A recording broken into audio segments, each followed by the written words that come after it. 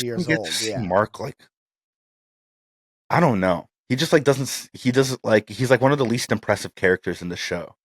And like, I Yeah. don't want to feel that way as the viewer because he's the main character. But it's like Yeah. weird.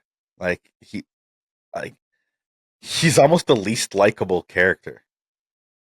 Or At at least in least this TV show. he's the least powerful. But You like, know, I just mean like and he likable. makes Like I hate like his decision making. The way that he, like I yeah. said, like he's becoming the villain. Like the way that he's like See, like treats he's not, Cecil, goes up but and like like infiltrates the yeah. Pentagon. Doesn't get like like PowerPlex. Like I was saying right at the beginning, everything PowerPlex mentions is right. Like everything that makes PowerPlex freak the fuck out and turn into a villain, he's objectively right.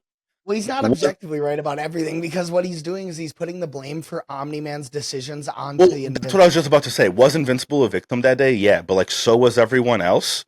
And then like Mark has been making all these public horrible mistakes, back to back to back, that everyone knows about, him specifically because he works at the Pentagon. He knows that Mark has been crashing through the fucking ceiling, threatening the like leader of the global defense agency multiple times.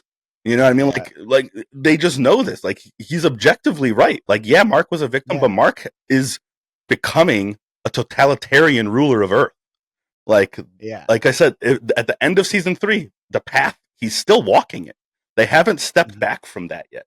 Like the other shoe hasn't dropped on Mark, and he hasn't become more heroic because he's realized the folly of his ways yet.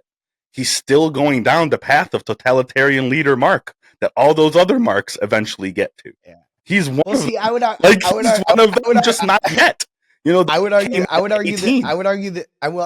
the difference between them is that they embraced the Viltrumite way of rule of law. He's just going to do it later. Whereas Mark just kind of wants to do things his own way, but he doesn't want. He doesn't see that that's the Viltrumite rule of law.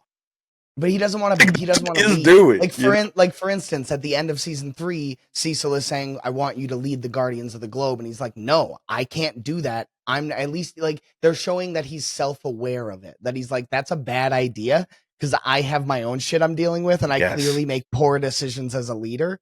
So he refuses to be the leader of the Guardians of the Globe. That's what I was saying. If he was walking down that path, he would want more power. Whereas, well, that's what I'm saying. He's not there yet. He's just walking down the path. Like all those other totalitarian Marks just got to where he's gonna get sooner.